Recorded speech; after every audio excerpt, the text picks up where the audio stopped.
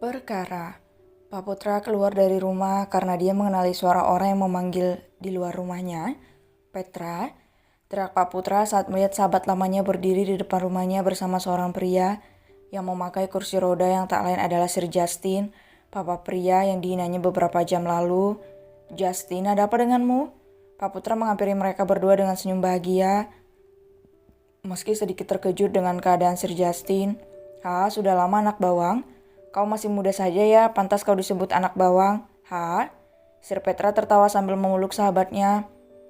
Kenapa kalian selalu memanggilku anak bawang? Dasar kalian ini, balas Pak Putra sambil tertawa. Karena kau yang paling muda, Putra. Ucap Sir Justin. Kalau begitu ayo masuk dulu, kita berbicara di dalam. Sudah lama kita tidak bertemu. Aku merindukan kalian, ucap Pak Putra sambil mengajak sahabatnya masuk ke dalam rumah. Cindy menatap mereka sambil tersenyum ramah, begitu juga dengan Amel. Halo Nyonya Cindy, kau masih saja cantik, ucap Sir Petra seraya mengedipkan matanya pada Cindy, sebuah candaan lama yang sering mereka lakukan saat muda dulu. Astaga, kau masih sama saja Kak Petra, tak berubah sedikit pun, hanya wajahmu yang semakin tua. Balas Cindy sambil tertawa.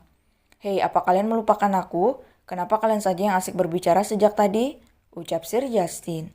Bagaimana aku bisa melupakan pria yang mencuri sepatu seorang gadis di komplek rumah kita karena membenci gadis itu?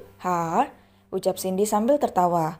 Hei, jangan diungkit, malu tahu, bisik Sir Justin sambil berbisik. Mereka semua tertawa bahagia dengan pertemuan itu. Sir Justin dan Sir Petra memasuki rumah itu sambil menatap isi rumah yang tertata dengan apik. Mata mereka berdua tertuju pada foto seorang gadis cantik berambut panjang yang mereka ketahui saat ini sudah berambut pendek. Keduanya ketika saling menatap, Joy, pikir mereka yang tak menyangka kalau Joy adalah anak gadisnya, si anak bawang sahabat mereka.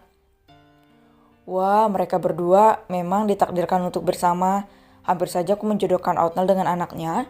Kalau gadis itu, melirik Amel, dia aneh, batin Sir Petra. Ayo duduk dulu, ajak Pak Putra. Mereka semua duduk di ruang tamu. Amel tampak duduk sedikit jauh dari mereka sambil menunduk hidungnya, wajahnya sedikit pucat. Amel, duduk di sini nah, jangan jauh-jauh, ucap Pak Putra. Aduh Pak, Amel pusing, mau istirahat dulu soalnya tadi kecapean di kampus, ucapnya pelan. Anak papa sakit, ya udah kamu istirahat aja dulu, jangan belajar terlalu banyak, ucap Pak Putra yang diagungkan oleh Amel. Sir Justin dan Sir Petra menatap aneh pada Amel. Mereka merasa sedikit tidak nyaman melihat wanita itu. Apa dia putra pertamamu? Tanya Sir Justin. Ya, dia putraku Amel, anakku yang paling kubanggakan. Tidak seperti adiknya, Amel sangat penurut. Kalian tak lihat betapa lembutnya dirinya itu, ucap Pak Putra sambil tersenyum. Keduanya hanya berdiam saja tanpa menanggapi perkataan Pak Putra. Memangnya adiknya kenapa? Tanya Sir Justin. Dia penasaran bagaimana tanggapan sahabatnya mengenai Joy. Joy, anak yang tidak tahu diri, dia mempermalukan keluarga ini. Aku takkan memenuhi janji perjodohan itu. Dia benar-benar aib bagi keluarga ini, jelas Pak Putra. Seketika itu Sir Justin dan Sir Petra saling menatap, namun mereka masih tetap tenang. Setahu Sir Justin dan Sir Petra, Joy adalah gadis baik yang memang memiliki duality yang menyeramkan. Sesaat dia bisa menjadi malaikat yang sangat baik, sesaat kemudian dia bisa menjadi Lucifer wanita. Ada apa dengan kalian sebenarnya? Tanya Sir Petra. Tak usah dibahas, anak itu hamil di luar nikah, ucap Pak Putra. Brak. Seketika Sir Justin dan Sir Petra spontan menggebrak meja. Bahkan Amel yang mendengar di dalam kamar saja sampai terkejut bukan main saat mendengar kalau adiknya hamil di luar nikah. Hei, ada apa? Kenapa reaksi kalian begitu? Kalian seperti kenal saja dengan putriku, ucap Pak Putra. Tidak, hanya sedikit terkejut saja. Bagaimana bisa dia sampai salah langkah? Ucap Sir Justin berusaha menahan dirinya agar tidak segera membongkar semuanya sebelum memperjelas masalah itu pada anak-anaknya. Iya, kami hanya terkejut saja. Maaf karena terlalu bersemangat melihatmu kembali, ucap Sir Petra sambil tertawa. Hei, dasar kalian ini, lalu bagaimana dengan rencana perjodohan itu? Tanya Pak Putra. Kurasa kita tak bisa lanjutkan Putra, anakku akan menikah sebentar lagi.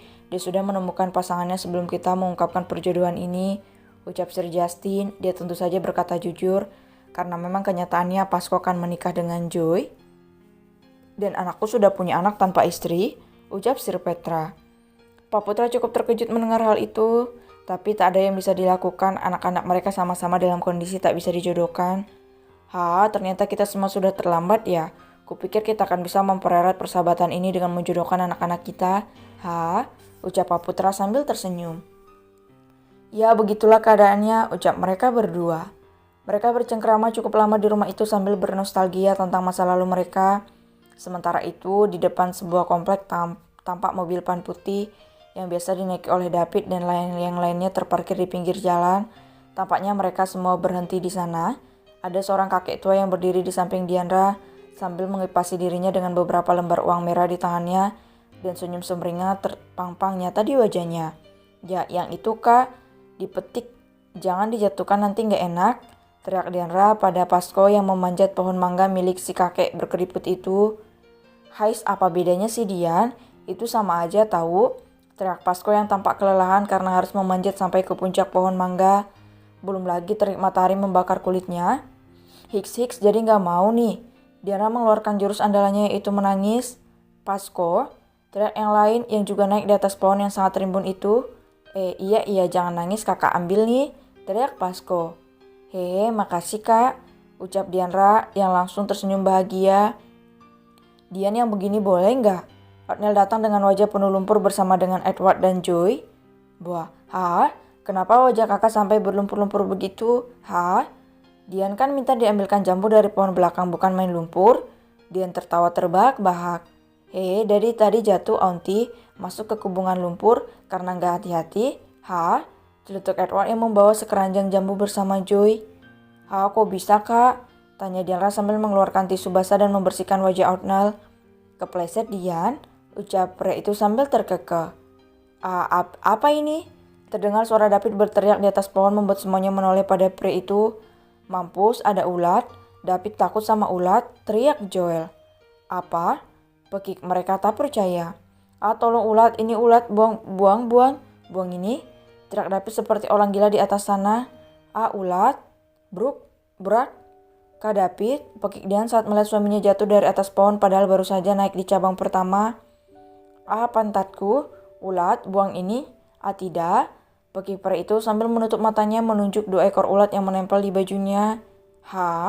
Seketika mereka tertawa terbahak-bahak melihat wajah David yang ketakutan melihat ulat di bajunya. Ulat aja takut, dasar si David.